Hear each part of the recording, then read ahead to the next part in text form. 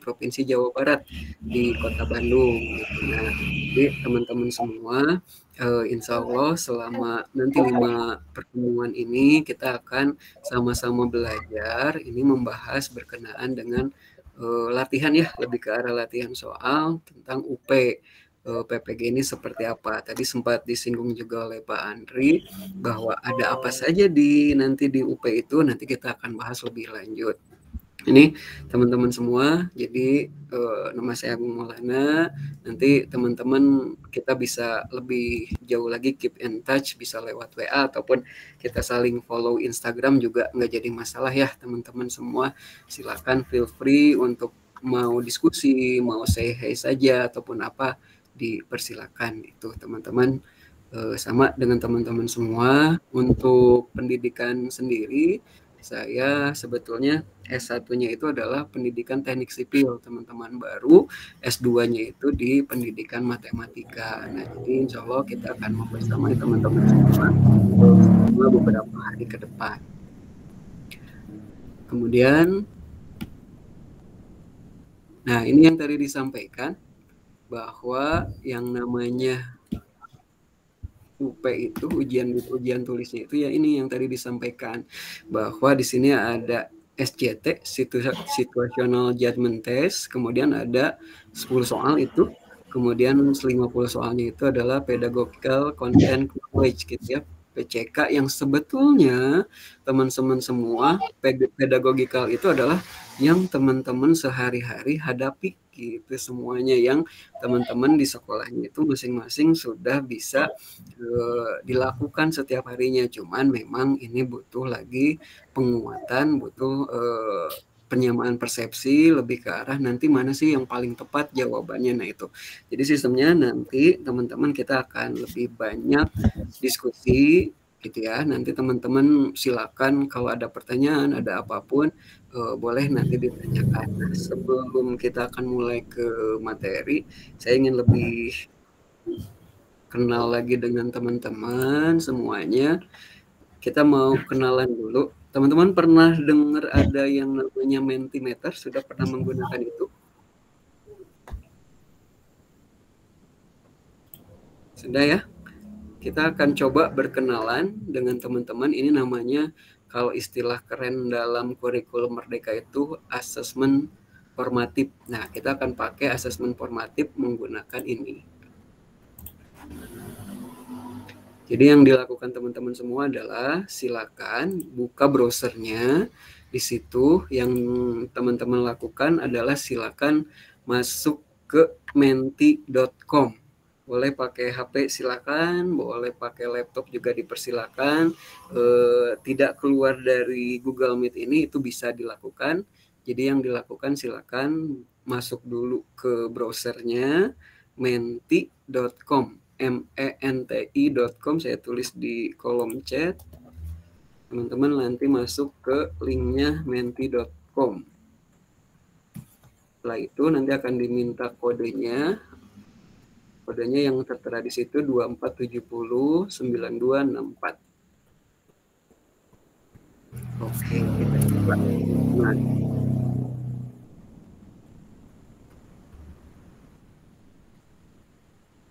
diulang Pak kodenya 2470 9264.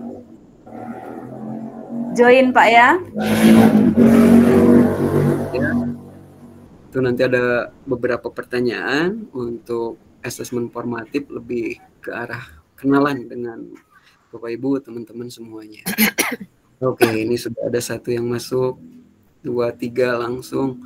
Wah, oke. Takutnya kita belajar lama-lama belum makan, nantinya pingsan. 6, oke, 6 orang yang sudah makan malam, 2 yang belum. Ini sambil siapkan cemilan, minum juga nggak jadi masalah ya. Bapak Ibu, teman-teman semua silakan. Nggak jadi masalah. Kita santai saja, tapi nanti tetap diskusinya berkelanjutan supaya nanti teman-teman bisa argumentasi ataupun pendapat teman-teman juga bisa dimunculkan di sini. Ada lagi yang masuk Jadi yang belum masuk silakan menti.com, alamatnya itu menti.com, menti.com. Nanti akan diminta masukkan kodenya adalah 24709264 itu. Oke, 11 ya. Tadi pesertanya itu ada 22, baru setengahnya. Takutnya belum siap join semua. 12.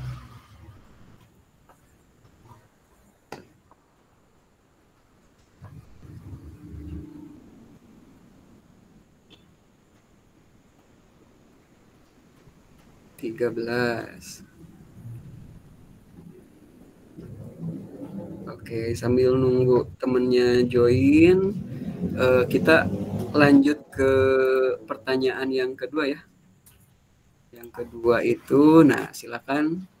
Pertanyaannya adalah dari daerah mana Bapak Ibu teman-teman semua berasal. Ini silakan diketikkan di mentinya. Wih, ada Pinrang NTT, luar biasa, Depok. Izin Pak, kodenya berapa Pak? Kodenya 2470 9264. Makasih Pak.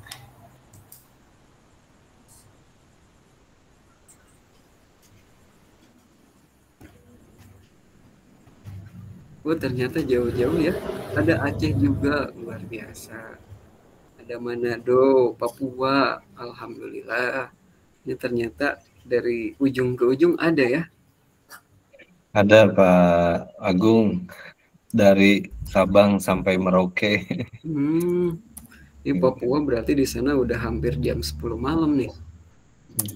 Pak Agung, maaf tadi apa ya perintahnya, saya tadi lagi nyetir kurang begitu kok. Masuk ke menti.com Pak, dibuka browsernya, masuk Menti, ya? ke alamatnya itu menti.com, kemudian masukkan nanti minta kode 24709264. Itu yang diminta, masukkan kodenya. Tuh ada dari Bu Siti, lihat ini mau belajar menti ya Bu. Semangat Bu, ini bisa kita gunakan juga untuk asesmen formatif ya teman-teman semua. Jadi bisa menggunakan teknologi ini juga seperti ini. Menti.com ya? Iya betul, menti.com. Ini yang sudah join ada 15 dari 22.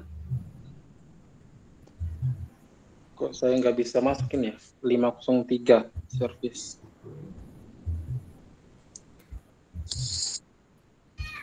Yang paling dekat paling ini ya, ada Bekasi sama Depok.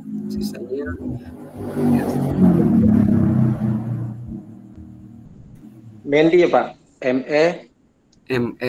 MENTI.com.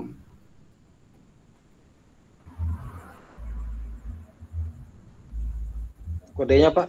Maaf Pak. Kodenya 2470 9264.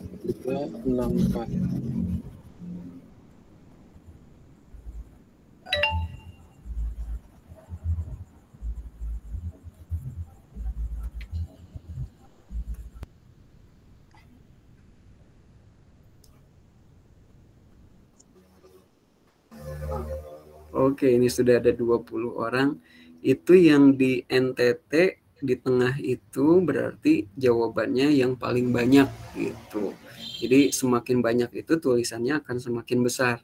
Dan ternyata yang paling banyak itu dari NTT, luar biasa. Ini sudah ada join 20 orang. Kita lanjutkan lagi ya teman-teman semua. Oke, ini yang berikutnya.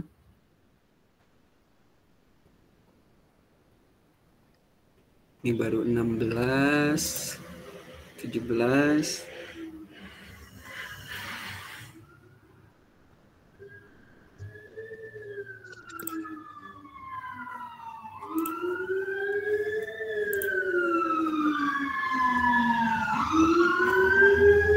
Oke, seberapa semangat Anda mengikuti pelatihan ataupun misalkan belajar sesi belajar kita hari ini?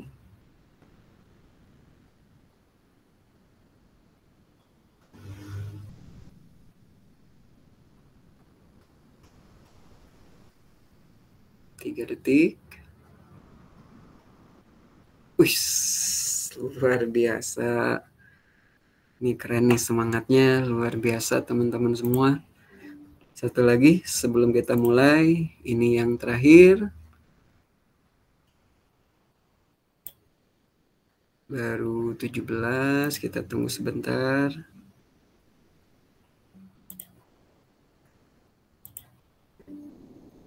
Oke. Apa yang Bapak Ibu harapkan dari sesi belajar kita hari ini? Ini lumayan agak lama, 40 detik. Pak Bayu izin menyimak karena sedang dalam perjalanan pulang. Silakan Pak, hati-hati di jalan.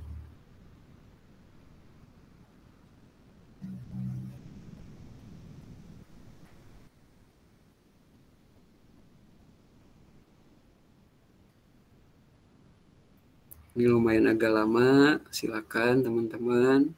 Baru 8 yang sudah memasukkan jawabannya.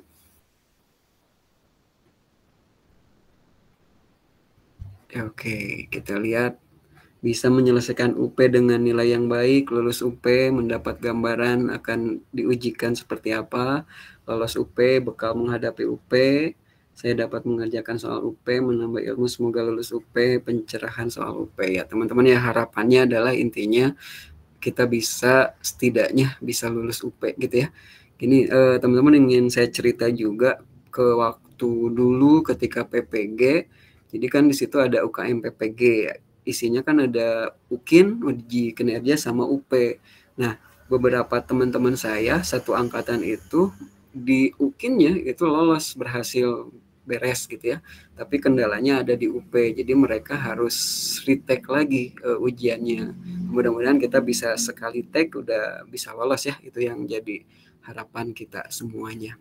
Oke, teman-teman, kita akan mulai sesi diskusi kita pada malam hari ini.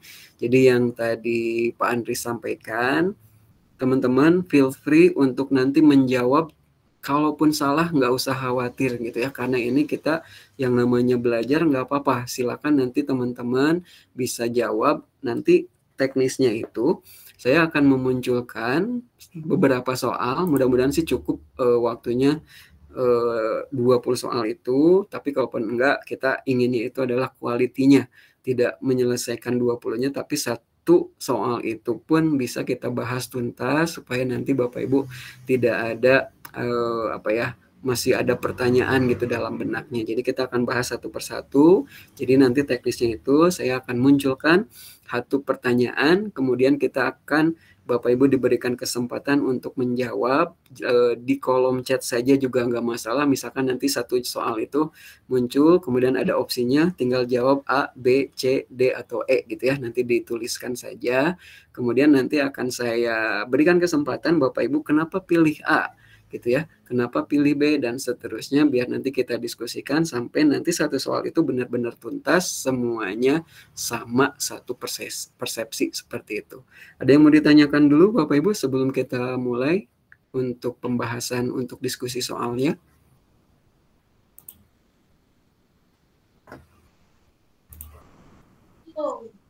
Pak, ini siapa? Pak Martin. Iya Pak. Ya, silakan Pak. Selamat malam Pak. Terima kasih malam. kesempatan yang diberikan. Saya dari Ambon. Dari Ambon, ya Pak. Martin Gelulukna, SMK Negeri 4 Seram Bagian Barat, nama sekolah Pak.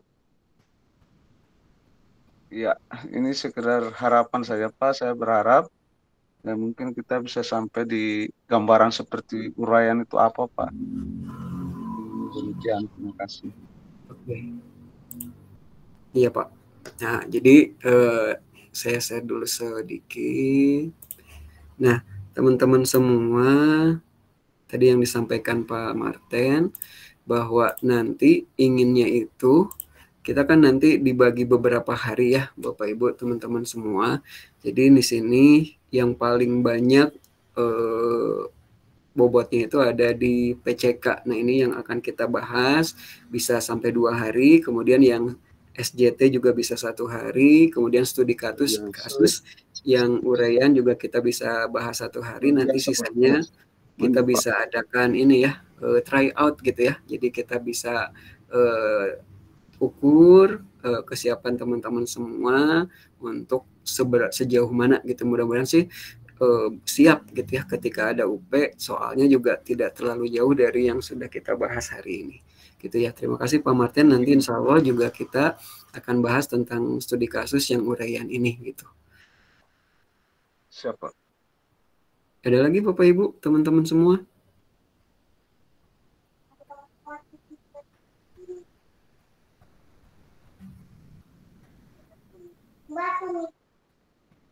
Oke, ini siapa? Pak Mahmud Dayali, silakan Pak.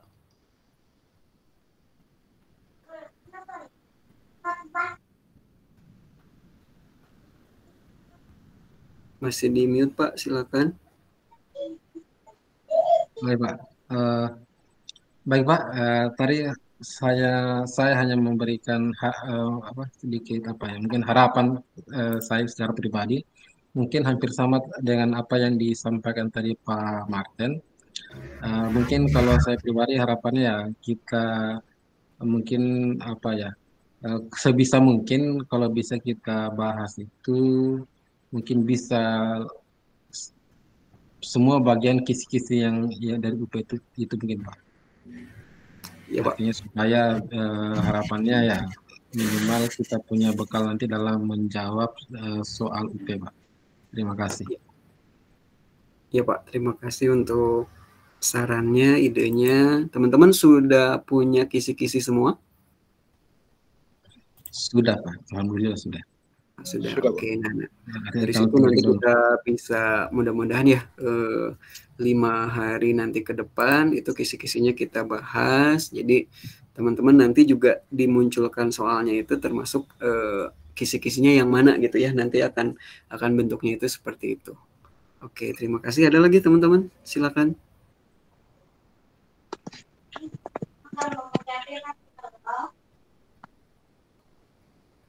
Oke ya, kalau tidak ada lagi, kita akan mulai. Tadi yang seperti yang saya sampaikan, kita akan munculkan satu soal dulu, kemudian teman-teman analisis soalnya seperti apa. Nanti teman-teman silakan jawab, opsinya saja dituliskan di kolom chat. Nah, kemudian nanti kita akan bahas itu. Ini dari Bu Evi, mau tanya dalam soal UP tidak ada soal teknis ya? Soal teknis itu maksudnya profesional atau gimana? Jadi kalau misalkan PCK itu nantinya itu teman-teman pedagogik, tapi sebetulnya si pedagogik ini dihubungkan dengan bidangnya teman-teman semua. Gitu. Jadi misalkan matematika nih, berarti nanti pertanyaannya itu arahnya itu ke bidang-bidang matematika. Jadi profesionalnya dimunculkan di situ. Nah, makanya kita akan lihat dulu satu soal seperti apa. Kita mulai ya, teman-teman semua. Ini soal yang pertama. Nah, ini kita mulai dengan yang PCK dulu. Untuk pedagogical content knowledge. Ini yang akan kita bahas. Kita mulai, silakan Bapak Ibu, teman-teman semua. Nah, ini kita mulai dari yang pertama. Silakan dibaca dulu, diamati, kemudian teman-teman kalau sudah dapat jawabannya, boleh dituliskan di kolom chatnya.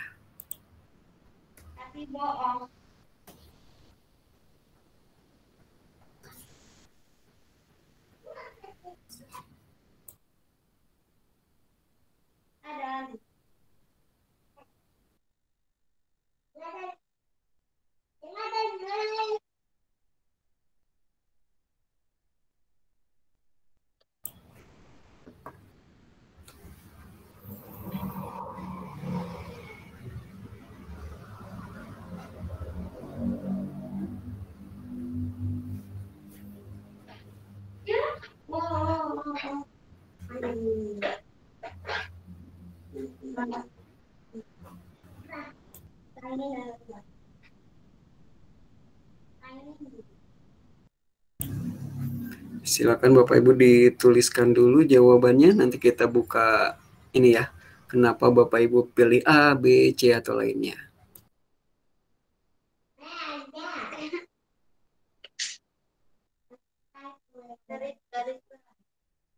Semakin bervariasi jawabannya, ini semakin ini nih diskusinya semakin alot nantinya.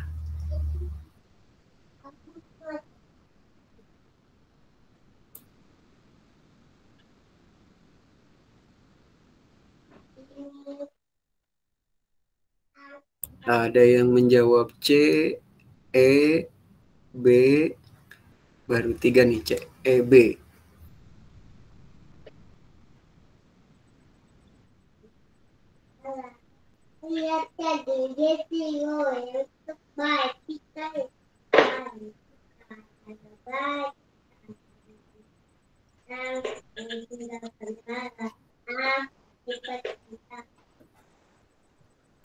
Bapak Ibu, di pertanyaan ini kecuali ya, takutnya nanti terjebak dengan pertanyaan itu. Jadi di situnya di akhirnya itu kecuali ada di italic, dimiringkan. Jadi yang salahnya, yang tidak sesuainya.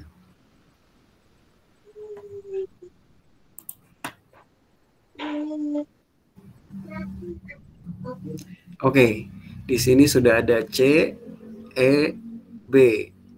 Kita ingin dengar dulu dari Pak Marten yang sudah raise hand dari tadi nih. Silakan Pak. Ya Pak, terima kasih atas kesempatannya saya mencoba menjawab Pak. Ya, kalau menurut saya pilih option C karena ini kecuali dengan alasan kalau kita menentukan kofaktor matriks berordro itu dia berlaku di berordro 3x3 Pak, bukan 2x2. Sehingga saya memilih option C karena ada kecualinya di situ. Terima kasih Pak. Oke, masuk akal ya, make sense. Oke, tapi kita dengar dulu pilihan dari teman-teman yang lain yang beda pilihannya. Di sini ada Bu Siti Muhajirah, pilihannya adalah E. Boleh Bu dijelaskan? Oh, sebenarnya tadi Pak saya tidak perhatikan kecualinya. Oh iya, nah itu ya. Oke. Saya lihat saja. Nah, kalau misalkan Ibu sekarang sudah ngeh ada kecualinya, Ibu pilih apa? Saya bingung antara C dengan D. C dengan D. D. Oke, kenapa Bu? Apa ya? Saya melihat bagaimana ya? Kan ini menganalisis sifat-sifat, berarti belum sampai ke tahap menentukan. Sedangkan C dengan D itu menentukan, berarti ini proses pengerjaan. Sedangkan di sana itu adalah menganalisis, belum sampai ke tahap pengerjaan. Begitu pemahaman saya. Ya, iya betul, itu menentukan di situnya di KKO-nya ya, kata kerja operasionalnya, betul. Oke, masuk akal juga. Kita pengen dengar satu lagi yang jawab E. Yang jawab E tadi yang pertama itu Pak Mus Mahmud. Silakan Pak. Ya, tadi saya hampir sama Ibu siapa tadi, Ibu Siti ya, saya tidak melihat kecuali langsung saya kayaknya yang punya yang masuk akal ya, saya pikir tadi. Ternyata ini ada kata ya jebakan ya, saya kurang begitu fokus baca soalnya tadi. Oke, kalau misalkan sekarang sudah ngeh ada kecuali, Bapak pilih yang mana Pak? Terus terang saya bingung ya, saya karena saya kan ini sudah mengajar SMP, jadi terus terang saya lupa di materi matriks. Sudah tidak lagi berurusan ini kan di SMP, kebetulan di SMP itu kan tidak ada matriks, jadi saya memang blank harus menjawab apa kalau lihat seperti ini. Betul. Iya Pak. Iya Bu Siti, silakan Bu. Saya sama dengan Pak Mus Mahmud ini, saya juga guru SMP. Sedangkan matriks itu dipelajari di SMA atau SMK. Betul, betul. Di SMA, SMK kemarin juga kita diskusi itu bahwa yang betul matrik itu baru dibahasnya di SMA atau SMK. Oke ya. Bapak Ibu ada yang mau open mic dulu sebelum kita bahas soal nomor 1 ini? Karena jawabannya cuma 3 macam nih. Jadi saya ingin dengarnya dari 3 orang saja yang beda ininya jawabannya. Ada yang mau open mic? Silakan. Sebelum kita bahas. Cukup ya? Oke. Kita akan bahas ini. Bapak Ibu, ternyata yang tadi disampaikan ini yang harus jadi pemahaman Bapak Ibu semua. Ketika UP itu memang terbatas waktu ya Bapak Ibu, semuanya ada waktu yang kita berkejaran dengan waktu, tapi yang tadi disampaikan di awal bahwa ketika kita menganalisis soal jangan sampai parsial, dalam artian nanti di sini ternyata ada kecualinya. Nah, makanya jadi terjebak. Nah, itu yang kita hindari nanti ketika pelaksanaan UP.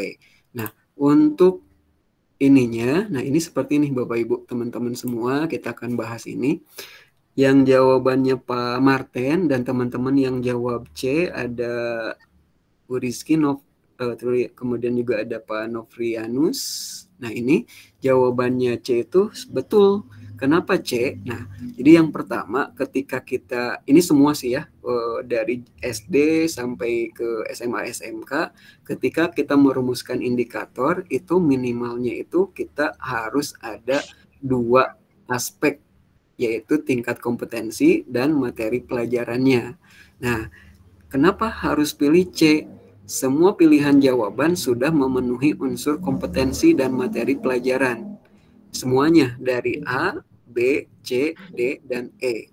Nah, kenapa jawaban C yang tidak sesuai? Karena yang tadi disebutkan di situ, karena kofaktor itu materi dibicarakannya itu dalam materi menentukan inverse yang ordonya 3x3, bukan matriks berordo 2x2. Tadi yang jawabannya Pak Martin sebetulnya udah pas, sudah sesuai.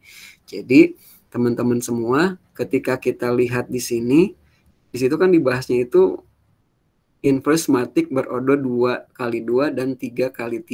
Nah, alasannya kenapa jawabannya itu C tadi, karena ketika dia kofaktor itu materi dibicarakannya itu dalam materi ketika menentukan inverse matrik berordo 3x3, bukan berordo 2x2. Tadi jawabannya Pak Martin udah oke itu, seperti itu. Gimana Pak Martin? Siap, Pak. Siap.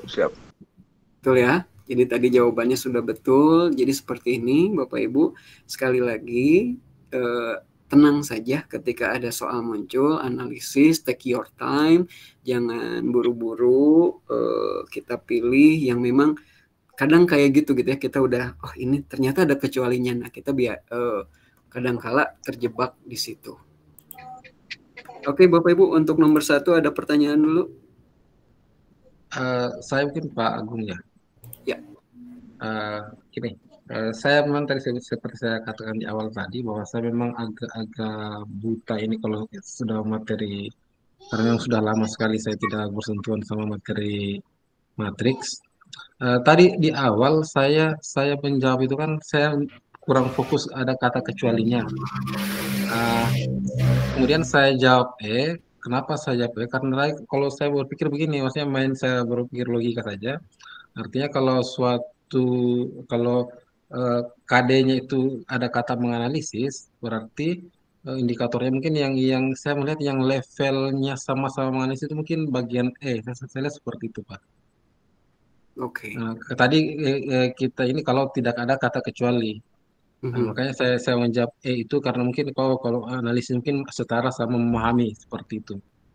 Kalau KD-nya ada kata analisis, indikatornya mungkin yang pas itu memahami seperti itu, Pak. Mungkin betul. Apakah bisa kita berpikir seperti itu atau mungkin ada trik lain selain yang sudah diungkapkan Pak Martin tadi, atau ada mungkin trik lain yang bisa kita, artinya mungkin tanpa kita memahami konteks materinya dari mungkin dari KKO-nya, apakah kita bisa mengeliminasi jawaban yang benar atau salah dari melihat KKO-nya itu? Apakah boleh seperti itu? Boleh Pak. Jadi betul dari KKO di situ yang tadi Bapak sampaikan, di sini kan di soalnya itu adalah menganalisis gitu ya. Ya. Kemudian di opsinya dari A sampai E itu KKO-nya di situ semuanya sudah ada KKO-nya. Ada yang menentukan, mengidentifikasi, menentukan sama memahami. Semuanya itu sebetulnya KKO-nya ada. KKO-nya itu tidak lebih tinggi dari menganalisis. Jadi sebetulnya kalau lihat dari KKO semuanya betul. Kalau lihatnya dari KKO dari 5 ini semuanya betul. Nah, tapi di sini yang ada salah itu dari segi materinya, dari materi pelajarannya. Apa salahnya di situ adalah 2x2 ordonya. Gitu. Jadi di situnya harusnya 3x3 di situnya gitu Pak. Jadi kalau dilihat dari KKO betul. Ini semuanya betul 5-5-nya, tidak ada yang salah. Nah, yang salah itu baru di materinya 2x2 ini, ordonya yang 2x2 seperti itu. Jadi betul Pak, kalau misalkan nanti kita bisa lihat triknya di KKO-nya, nggak jadi masalah, nggak apa-apa. Tapi kalau misalkan nanti ternyata dicari yang salah dan semuanya betul, berarti kita harus maju lagi ke isi materinya itu, gitu.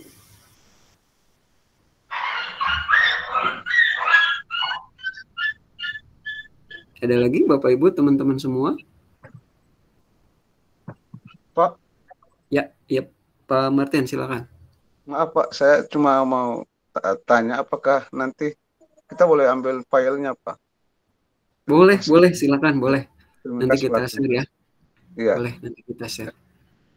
Siap. Oke, kita akan lanjut ke soal yang kedua. Sekali lagi Bapak Ibu, take your time, tenang saja. Kita masih latihan. Yang penting Bapak Ibu menganalisis soalnya itu paham dulu apa yang ditanyakan supaya nanti tidak terjadi yang tadi gitu ya.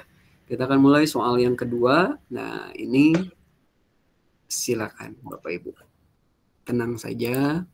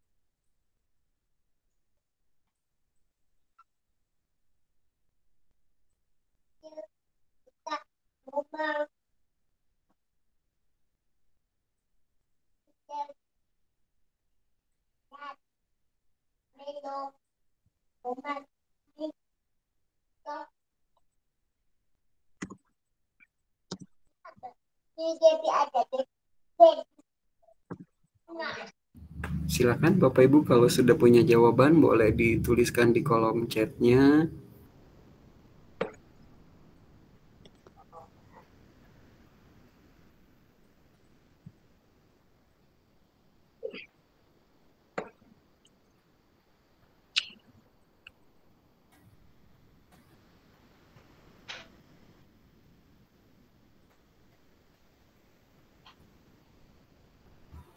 Oke, ini sudah banyak nih yang jawab E. Bu Neneng jawab D. Teman-teman silakan boleh dituliskan lagi.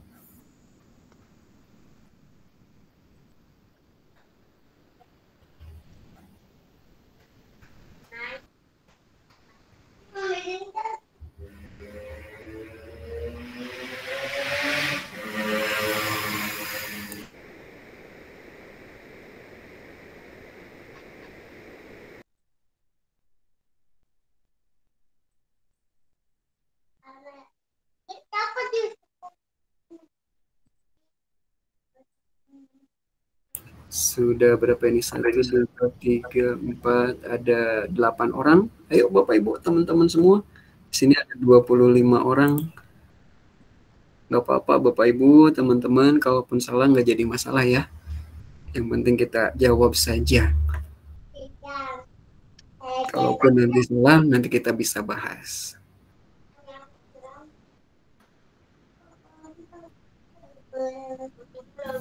Oke, ini jawabnya ada 2, ada D, ada E. Kita ingin dengar dulu suara dari Bu Neneng. Jawabannya adalah D. Kenapa Bu? Bu Neneng Umiyatun. Saya menjawab D, itu perbandingan sudut-sudut dua segitiga yang sebangun, karena dalam kesebangunan itu sudut-sudutnya itu yang sesuai, yang bukan perbandingan. Kalau perbandingan itu sisi-sisinya, bukan sudutnya.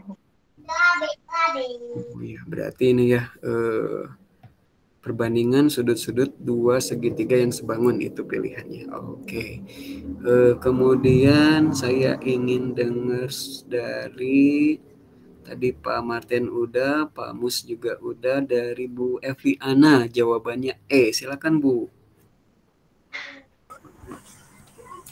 Oke, dari sini saya melihat kalimat menjelaskan panjang sisi suatu segitiga berdasarkan kesebangunan. Jadi saya rasa sifat-sifat kesebangunan itu cocok untuk materi ini karena dia harus menjelaskan dulu agar apa ya, dia harus tahu dulu sifat-sifatnya baru bisa menjelaskan, seperti itu. Pak, makasih. Oke. Teman-teman semua, terima kasih untuk pendapatnya, idenya. Kita akan coba bahas dari sini. Nah, kalau di sini kan ada opsinya itu, yang pertama ada syarat. Kalau syarat itu butuh nggak teman-teman, Bapak Ibu semua? Syarat kesebangunan dua segitiga. Butuh. Butuh ya? Perlu ya? Butuh. Tapi cukup tidak? Perlu. Tidak cukup.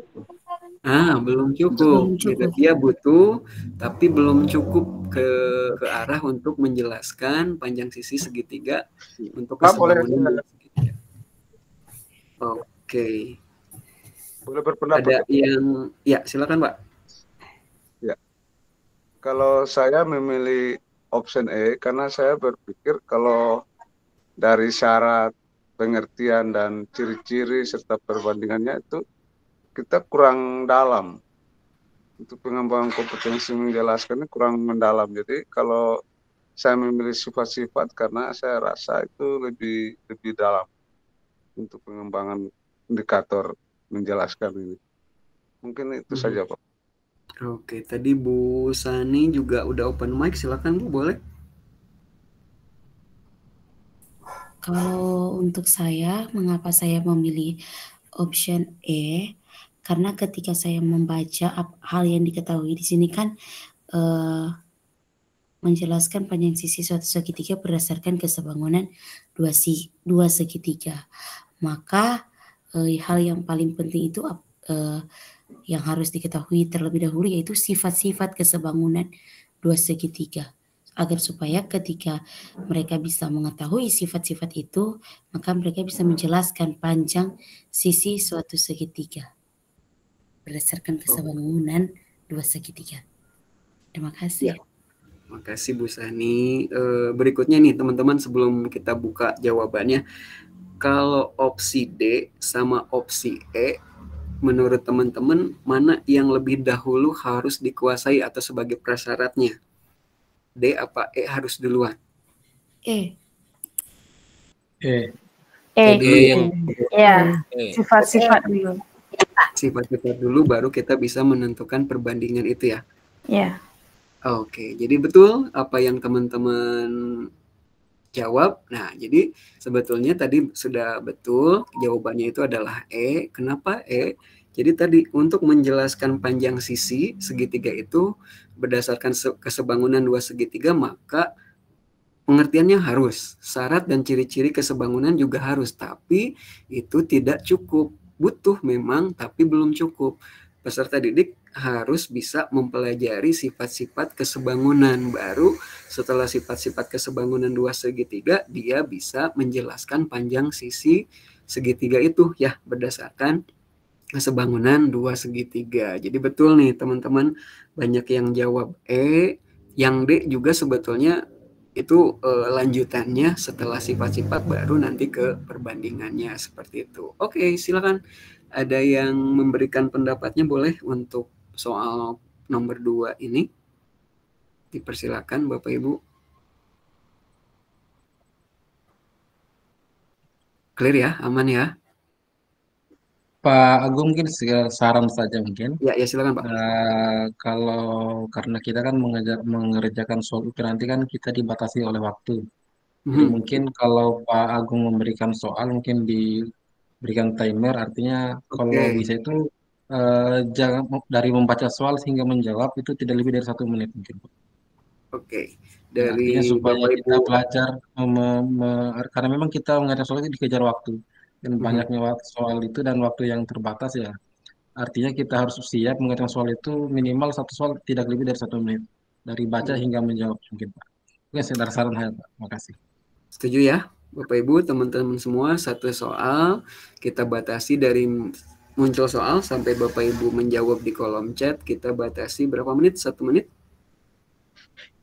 Saran saya 1 menit Pak, karena mungkin rata-rata kan seperti itu, kalau 120 nomor kan 2 jam itu ya rata-rata kan 1 menit pas ya. 1 nomor. Oke, setuju ya teman-teman ya? Kita akan coba pakai timer, saya akan buka timernya 1 menit. Oke, kita akan coba untuk soal yang nomor 3. Waktunya 1 menit, mulai dari sekarang. Silakan.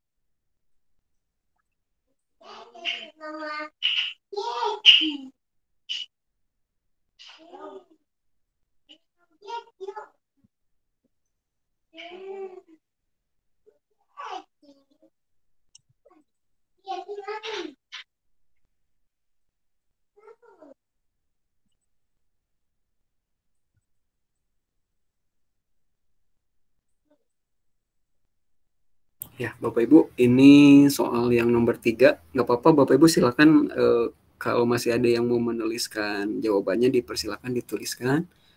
Ini nomor 3, ini berkenaan dengan sistem koordinat ya. Di sini kedudukan garis. Nah, saya lihat jawabannya ada yang D, ada yang C, ada yang E. Ada 3 jawaban yang dipilih, ada C, ada D, ada E. Saya ingin dengar dulu yang jawab.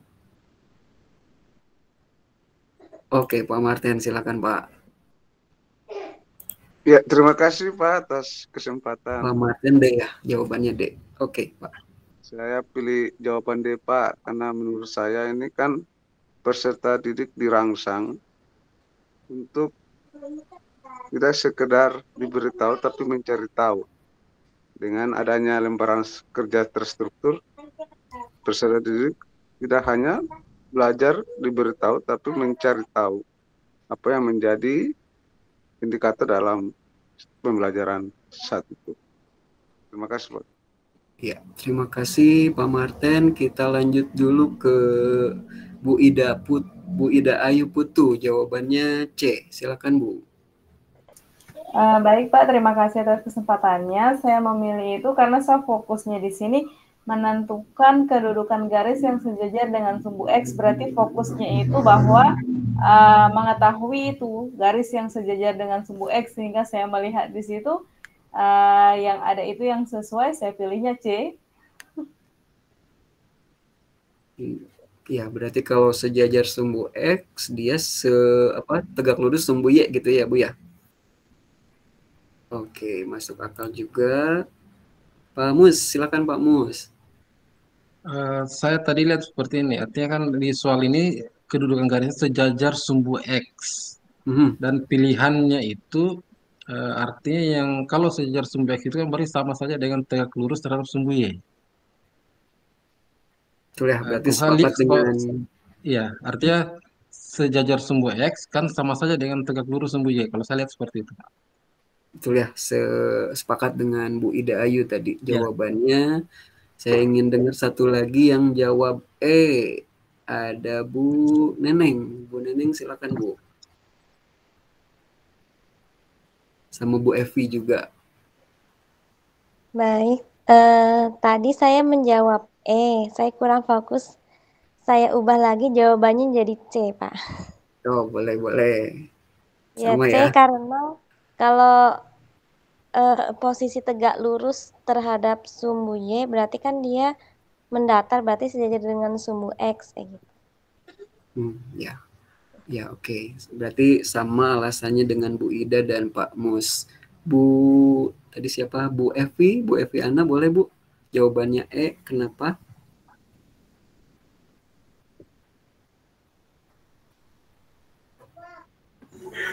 Iya Pak, saya tadi kurang fokus juga. Ternyata setelah dicek 0,5 dan 3,0 itu agak miring, tidak sejajar. Harusnya memang C itu jawabannya. 0,5 sama 3,0. Tapi kalau koordinatnya itu diganti ya, 0,5 misalkan sama 0,3, nah seperti itu. Kalau kalau dibalik salah satu titiknya itu sejajar. Oke. Nah, ini banyak suaranya, banyak C ya. Tapi apakah benar jawabannya C? Kita lihat juga Bapak Ibu. Ini jawabannya. Nah, kenapa bukan C nih? Ini bisa jadi perdebatan. Oke, kenapa jawabannya bukan C, tapi lebih cenderung ke yang D? Jadi di dalam sebetulnya Bapak Ibu nanti di UP itu mindset kita jangan semuanya adalah kurikulum merdeka ya. Masih ada kurikulum 2013-nya. Nah, biasanya seperti itu. Kemudian di sini bahwa kalau di dalam pembelajaran kurikulum 2013 itu ada yang namanya discovery atau mereka mencari tahu sendiri. Nah, di sini kenapa jawaban D ini yang paling tepat? Dia karena medianya itu diharapkan gitu ya. Diharapkan si anak bisa mencari tahu sendiri tentang kedudukan garis yang sejajar dengan sumbu X. Nah, di sini yang D, lembar kerja terstruktur tentang tempat kedudukan titik pada bidang koordinat, itu yang memang di situ benar-benar lembar kerjanya saja. Gitu. Kalau misalkan di situ Bapak Ibu coba perhatikan yang C. Papan dengan koordinat dengan paku sebagai titik-titiknya, kemudian serta sebuah benang dengan posisi tegak lurus. Berarti sudah ada ya? Sudah dikasih tahu ya? Benar nggak?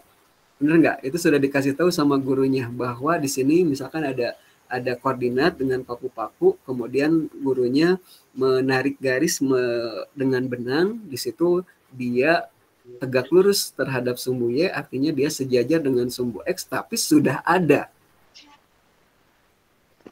Gitu, tapi sudah ada.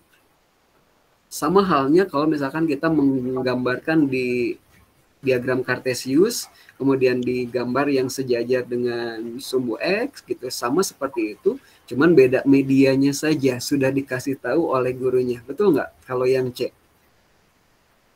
Silakan Bapak Ibu, boleh berkomentar, nggak apa-apa. Kita diskusi di sini. Jadi yang C itu sebetulnya tidak salah, cumannya adalah yang C itu gurunya udah ngasih tahu bahwa yang sejajar sumbu X itu yang kayak gini gitu. Udah dikasih tahu sendiri.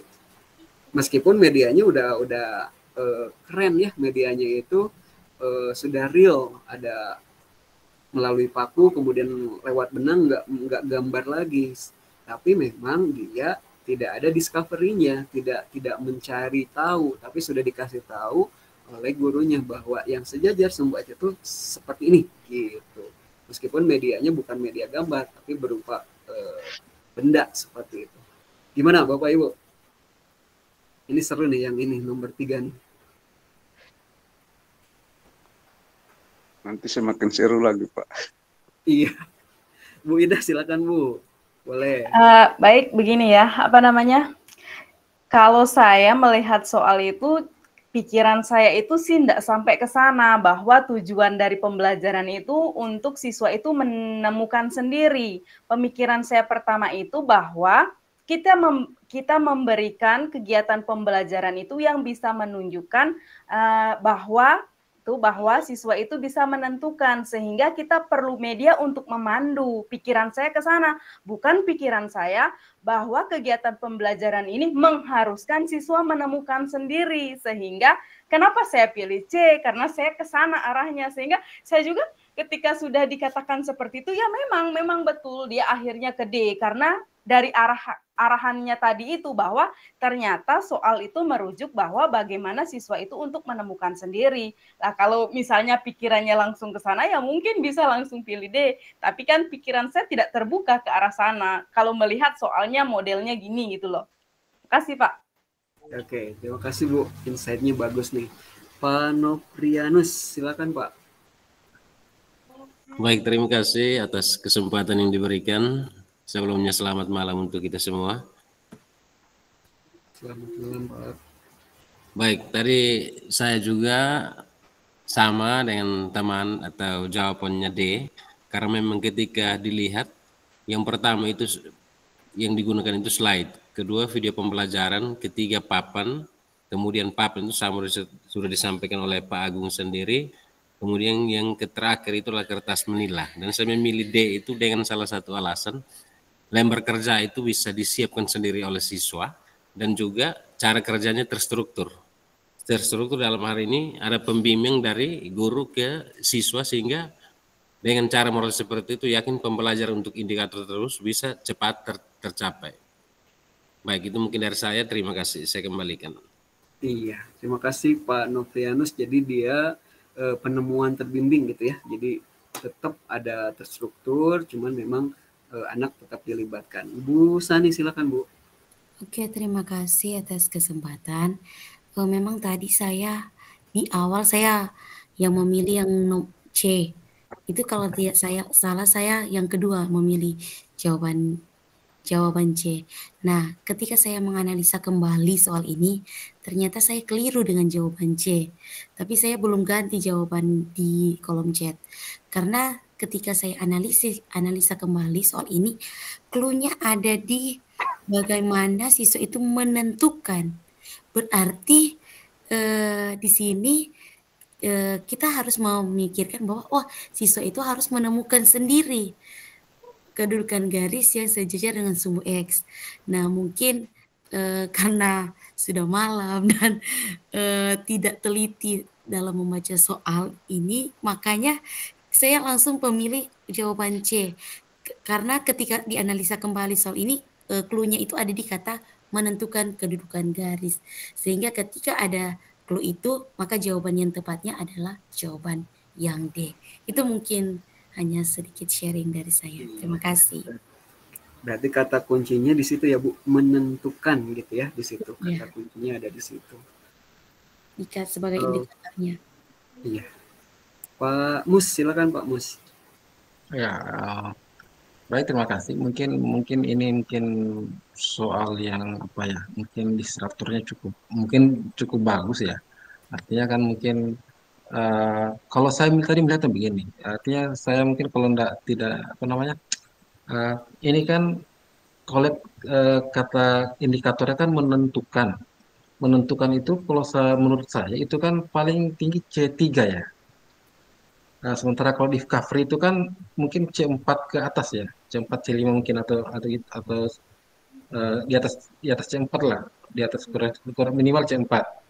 Nah, eh, saya pikir ke situ. Artinya kan saya kalau lihat ini kan eh, menjawab soal seperti ini, seperti yang saya katakan di awal tadi, saya melihat kata kerjanya. Yang mana sih yang cocok antara kata kerja di soal dengan opsi pilihannya? Itu yang pertama. Karena mungkin di sini apakah tersirat atau bagaimana kan tidak ada di soal itu yang apa ya eh, mengarah ke discovery itu penemuan itu karena kan saya melihat itu saya ini menentukan ini kan ya mungkin levelnya C3 ya. Ya, jadi ya saya sempat berpikir Dejo tapi kan oh ini mungkin level lebih lebih atas, lebih lebih apa ya, lebih tinggi levelnya dibanding indikator menentukan ini. Nah, jadi mungkin setelah saya lihat ya, saya sempat berpikir ke dia, tapi kan dia kayaknya levelnya tidak sesuai di atas C4, di atas C3 yang kalau kalau option D. Makanya saya kayaknya mungkin eh, cenderung tadi ke opsi C. Itu mungkin pola dari saya Pak. Mungkin mungkin mungkin pemikiran saya yang salah. Mungkin mungkin seperti kalau dari saya Pak. Oke. Ya, teman-teman, Bapak Ibu semua, jadi ketika metode pembelajaran, misalkan discovery atau yang lain, itu adalah untuk menjawab apa yang ditentukan di indikator gitu ya, di indikatornya seperti apa. Nah, di sini KKO-nya adalah menentukan apakah bisa dijawab dengan discovery, bisa gitu ya. Nah, seperti itu. Jadi tidak harus discovery itu levelnya misalkan KKO-nya ada di level 4 atau 5, tidak harus, tapi bisa ditentukan misalkan di level 3 ataupun level 2 bisa ditentukan bisa discovery seperti itu. Oke, ada Berarti lagi Pak, Bapak Ibu? Ya, ya silakan. maaf Pak Agung, mungkin Ya, boleh Pak. menyambung. Berarti tidak ada ini ya, tidak ada semacam patokan oh kalau mungkin indikatornya itu KKO-nya misalkan C3 ya boleh di atasnya itu boleh atau di bawahnya begitu ya. Tidak ada ini ya. Misalkan indikatornya misalkan eh, C3 misalkan. Apakah nanti itu tujuan pembelajaran itu bisa mungkin di hanya C2 atau gimana? Iya Pak. Jadi Secara kalau teori Pak. secara teori itu sebetulnya Bapak Ibu ketika misalkan ada di C3 levelnya, kemudian tujuan pembelajarannya itu Bapak Ibu turun dulu misalkan di C2 sebagai prasyarat itu nggak jadi masalah. Nah, nanti capaiannya ada di C3 sesuai dengan yang ada di situ, nggak apa-apa, pas di situ. Terus kemudian kalau misalkan ingin memunculkan yang hot, misalkan naik ke C4 itu juga nggak jadi masalah. Yang masalah itu istilah Sundanya itu ujuk-ujuk gitu. Misalkan di TP-nya itu atau di KD-nya itu kalau kurikulum 2013 C-nya C3. Kemudian Bapak Ibu membuat indikator langsung ke C5 tanpa ada jembatan atau bridging di C misalkan C2-nya, C3-nya. Nah, itu yang memang keliru.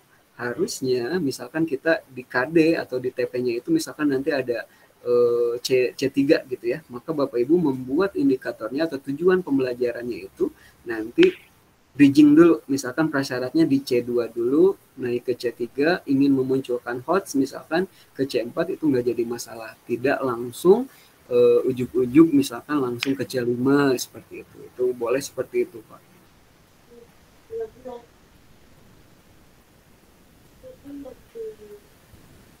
Oke, Bapak Ibu, di sini di Bandung sudah mulai hujan nih, turun hujan. Di tempat Bapak Ibu masih aman? Kendari masih kemarau Pak. Masih kemarau? Gerimis, Pak. Gerimis ya? NTT aman. Aman. Ini baru turun hujan nih malam-malam.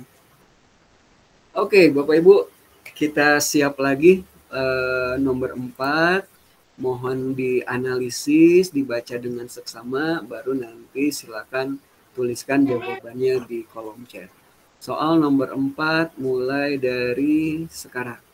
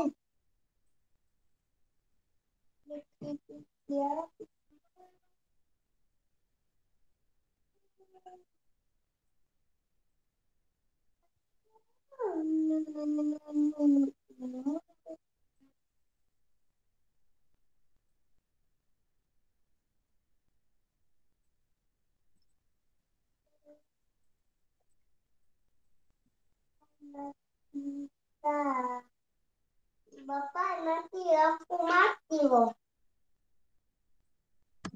Aku mati.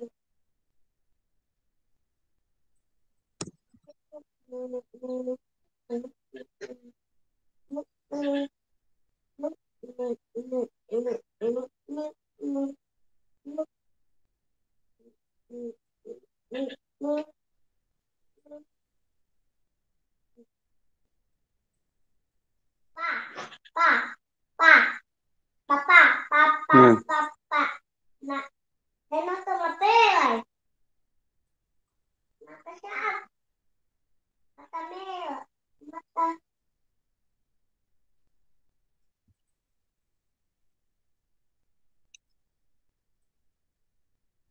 Baru 3 orang, Bapak Ibu silakan. Ada yang jawab D, ada yang jawab C. Silakan Bapak Ibu. Kata kuncinya adalah menghitung panjang garis singgung persekutuan luar. Cari jawaban yang persekutuan luarnya itu belum diketahui. Belum ada.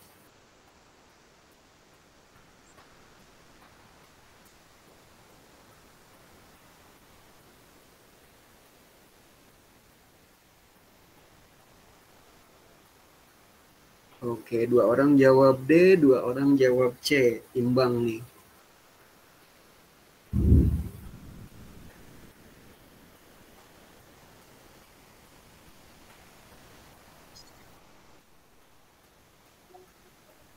Nah, imbang lagi jawab D ada 3, yang C juga ada 3.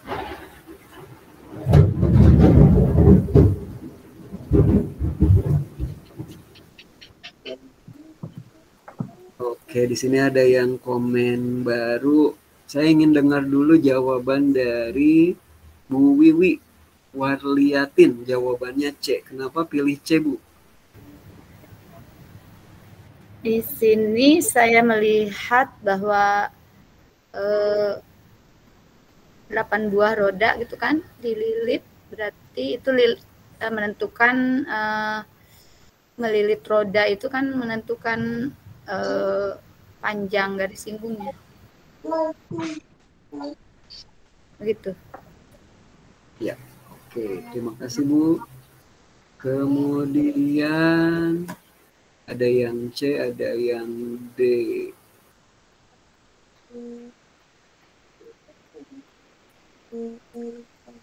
Yang D ada Pak Mus, Bu Sani, dan Pak Marten. Ayo, Sweet, yang mau komen siapa? Silakan. Kenapa pilihannya D?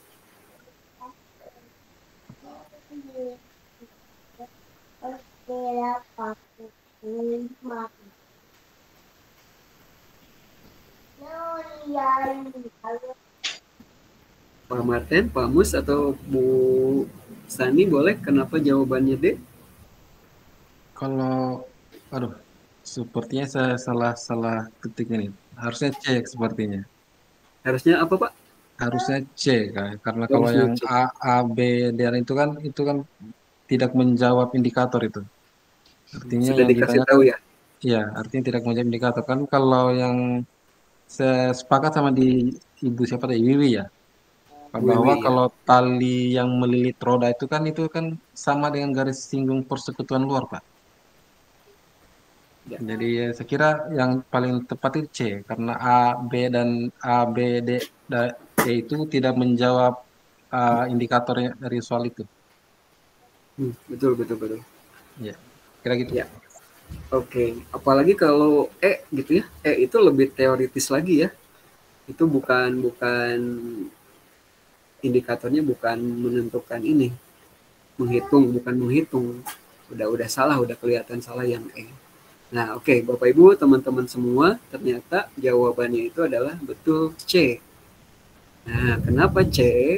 Di sini memang tadi yang Bu Wiwi sampaikan, yang tadi saya kasih clue juga sedikit, kalau dia indikatornya adalah menghitung persekutuan luar, berarti jangan sampai si persekutuan luarnya itu panjangnya itu sudah dikasih tahu, sudah di-mention. Tapi kalau yang bagian C itu kan tidak ada ya. Tapi di situ kan yang menjebaknya juga di bagian C itu tidak ada di situnya tentukan garis singgung persekutuan luar, tidak ada bahasa itu. Tapi betul tadi yang disampaikan Bu Wiwi bahwa lilitan itu yang melilit roda-roda itu berarti kan menghitung, salah satunya menghitung garis singgung persekutuan luar. Betul yang tadi disampaikan Bu Wiwi. Oke, silakan komentarnya Bapak Ibu untuk yang nomor 4 ini. Pak Martin, Pak, silakan. Iya Pak, saya tadi sedikit keliru di panjang garis singgung itu. Saya pikir 2, padahal ini keliru Pak. Ya, harus kecil. Ada lagi Bapak Ibu? Terima kasih ya. Kemudian kita akan mulai lagi untuk mengefektifkan waktu. Take your time Bapak Ibu, dianalisis dulu, dibaca dulu, kemudian nanti silakan dijawab di kolom chat. Kita mulai soal yang kelima, mulai dari sekarang.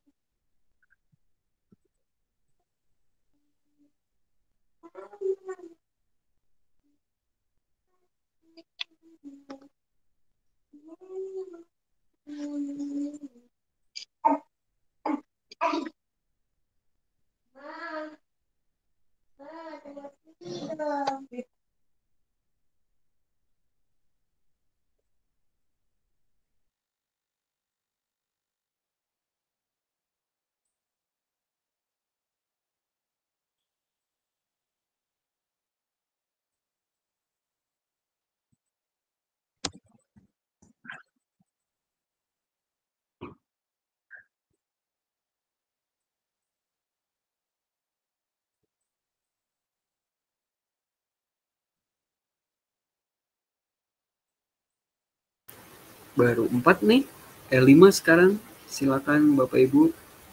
Ada yang C, ada yang D, ada yang E. 3 jawaban. Oh, ada yang B juga. B, C, D, E.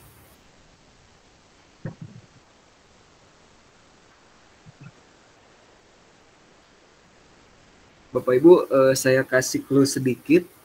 Kalau kita menentukan tujuan pembelajaran kan harus ada formulanya itu ABCD ya. Audience, behavior, condition, and degree. Nah, dari ABCDE itu ada nggak ABCDE-nya? Audio. Nah, itu kemudian ada nggak dari ABCDE itu? Itu salah satu clue-nya. Ada audience, behavior, condition, degree. Itu clue-nya, salah satu clue-nya. Oke, banyak yang jawab E.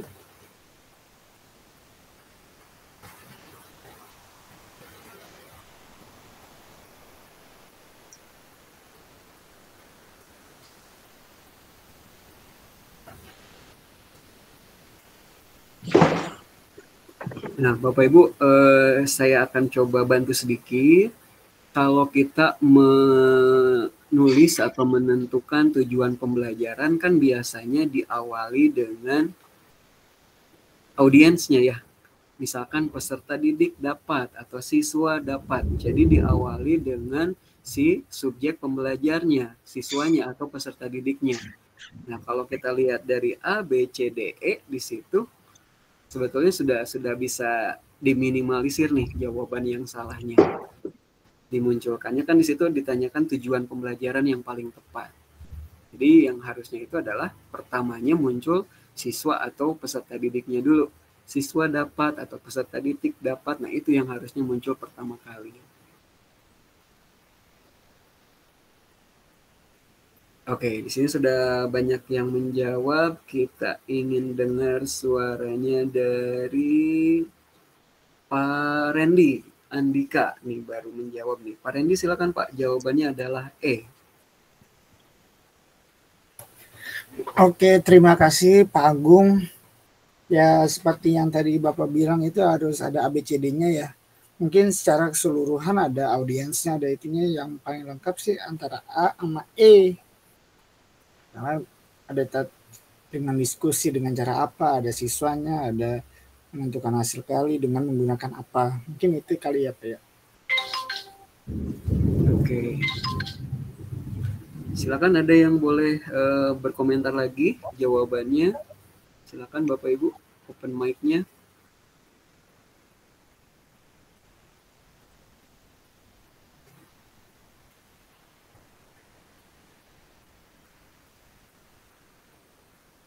Oke, nah kita jawabnya sebetulnya kita akan lihat.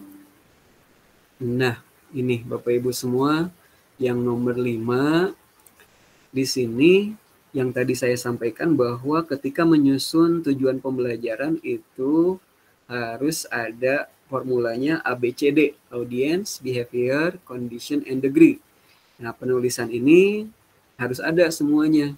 Minimal dia memuat unsur A dan B. Semua opsional di sini memuat ABC.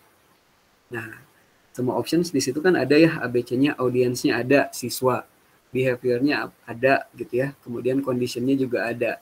Nah, tapi yang ABC, yang option A, option B sama E ini kurang tepat. Kenapa?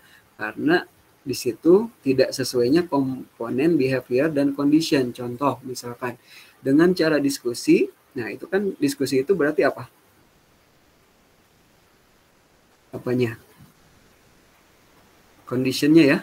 Conditionnya dengan cara diskusi, siswa, nah itu audiensnya, menghitung hasil kali 2 bilangan bulat menggunakan sifat pengurangan. Nah, di situ jadi di situnya ada cara diskusi, kemudian menghitung hasil 2 bilangan bulat.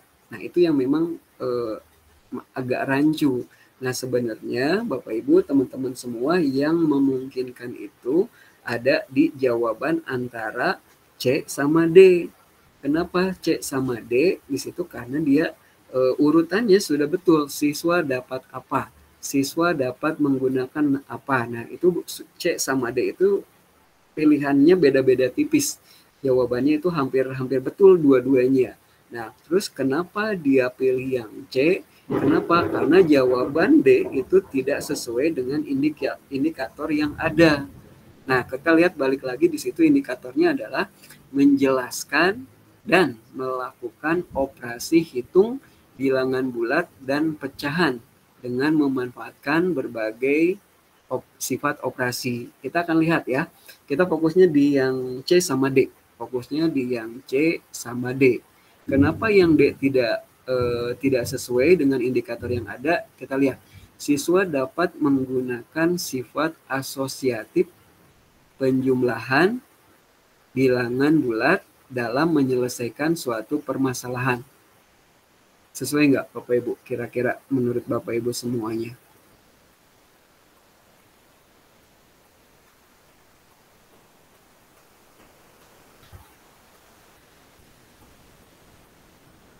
Bapak Ibu, halo?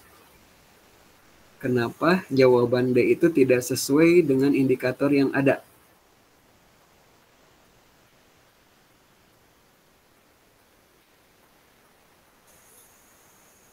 Kira-kira kenapa ya? Ya, Pak Novrianus, silakan. Baik, terima kasih. Untuk jawaban D tidak sesuai karena indikatornya bukan tentang penyelesaian masalah. Terima kasih. Ya, betul Pak. Jadi si indikator di nomor 5 ini dia menjelaskan melakukan operasi hitung cukup di situ gitu. Belum masuk ke ranah penyelesaian masalah. Gitu, belum ke, kalau bahasa kita itu menyelesaikan soal cerita, belum ke arah situ.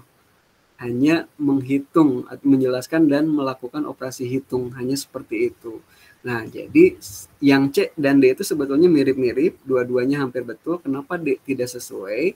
Karena indikator yang D itu sudah jauh lagi, karena dia menyelesaikan suatu permasalahan gitu. Meskipun di situnya penjumlahan bilangan bulat betul, tapi dia lebih jauh lagi menyelesaikan suatu permasalahan atau menyelesaikan soal cerita, itu yang agak kelirunya di situ. Jadi jawaban yang paling betul di nomor 5 ini adalah C gitu. Bapak Ibu ada komentar dulu? Pak Martin, silakan.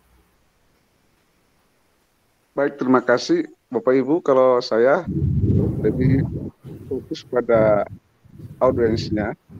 Ketika ada audiens, maka itu yang saya prioritaskan. Lalu kemudian saya melihat ada sifat ketertutupan di situ, sehingga itu lebih membuat sekat kita untuk tidak membias untuk lebih jauh. Kalau option D itu kan sudah sampai tingkat penyelesaian suatu masalah itu terlalu jauh. Jadi sangat tepat kalau kita memilih option C, karena itu solusi sesuai yang diminta di dalam soal itu. Mungkin demikian Pak, terima kasih.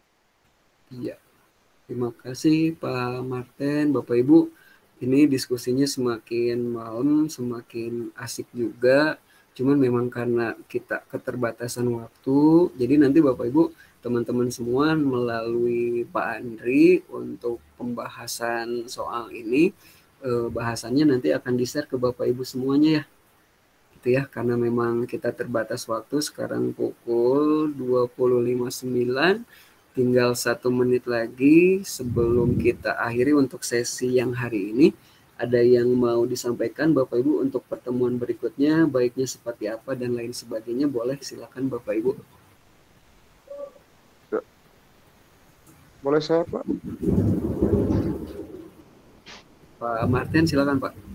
Ya Pak, kalau di Ambon kita sudah tepat pukul 11 ini Pak. Ya. Nah, kalau kita memulai jam 7.30, waduh kita di sini udah kemalaman ini Pak. Jadi disarankan untuk pertemuan berikut diharapkan lebih awal lagi. Lalu informasinya disampaikan di grup mungkin lebih awal lagi, supaya kita di Ambon ini kan terkadang faktor jaringan juga kurang bagus, sehingga kadang kita tidak dapat mengikuti kegiatan dengan baik. Dan kalau boleh Pak, kita soalnya jangan 5 soal Pak, kita lebih laju lagi, mungkin bisa dalam pembahasan sampai 10-20 soal, lumayan Pak. Dan diharapkan soal-soal yang di dalam PCT ini kan diperkirakan ada 50 soal Pak. Itu kita bahas dulu sampai selesai.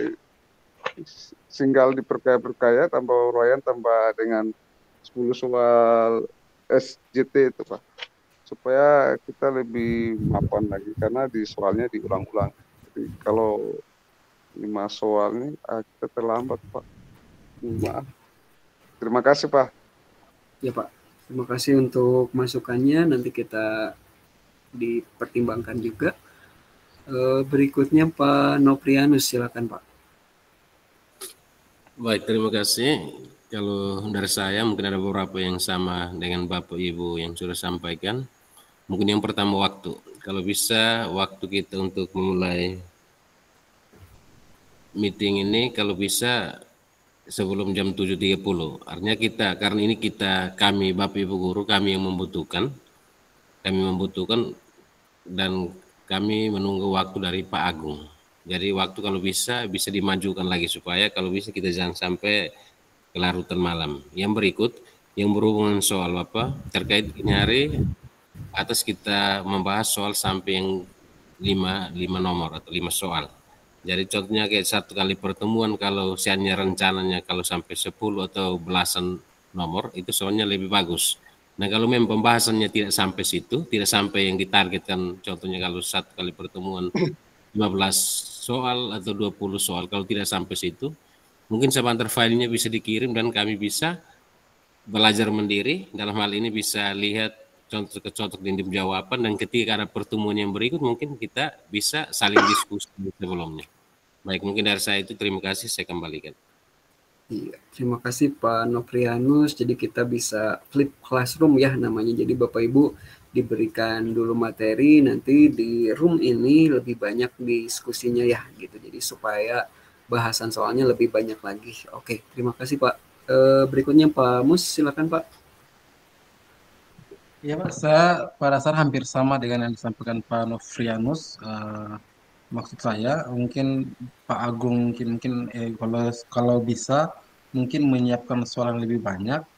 Artinya kalau misalkan Pak Agung bisa menyiapkan soal mungkin 15 atau 20 nomor, walaupun mungkin yang dibahas pada saat Google Meet ini hanya 5 nomor, artinya mungkin sisanya kita bisa belajar mandiri. Dan memang kalau memang ada hal yang mungkin kurang yang bisa didiskusikan lagi, itu mungkin bisa dibahas pada pertemuan berikutnya, mungkin sebelum masuk materi inti lagi.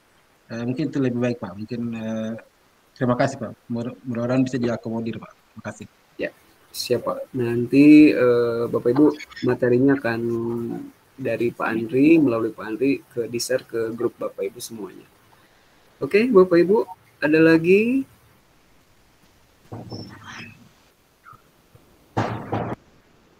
Oke ya, Bapak Ibu, kalau Pak Martin silakan Pak. Pak, satu saya Pak, boleh ya minta nomor WA-nya buat chat sama Bapak? Oh, boleh Pak.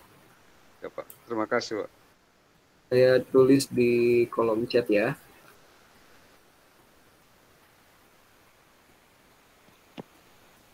Ya, Bapak Ibu, untuk sesi hari ini saya cukupkan sekian. Mohon maaf jika ada kesalahan.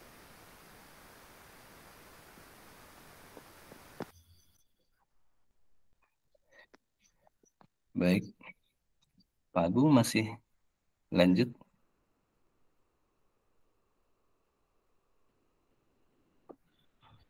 Oh, Pak Agung terkena sinyal gitu, kenapa ya?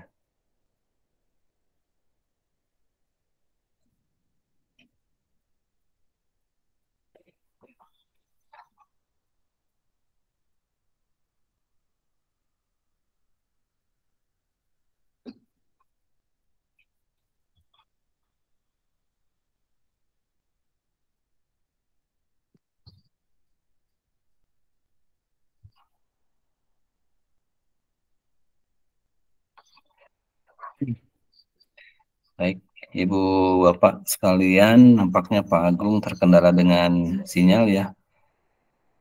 Sudah tidak ada di ruangan. Nah, Ibu Bapak, tadi saya sedikit menyimak terkait jumlah soal yang memang dibahas ya.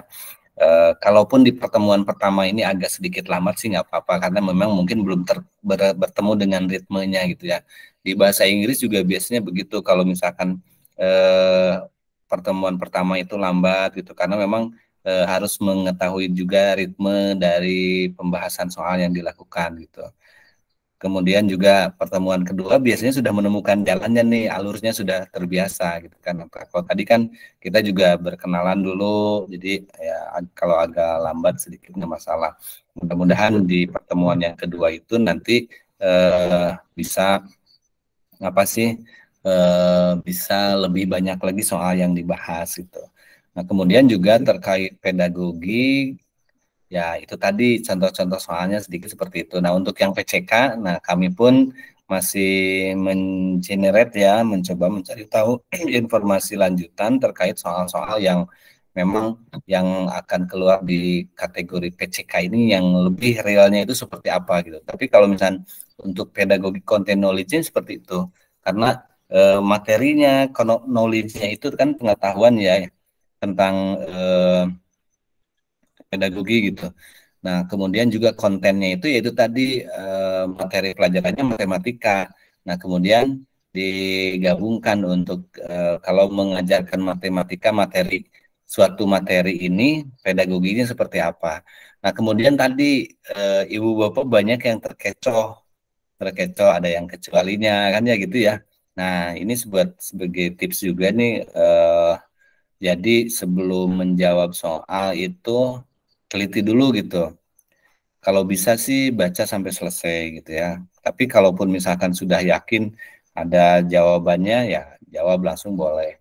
Nah, tetapi makanya kami ini tidak memberikan soal jawab gitu ya.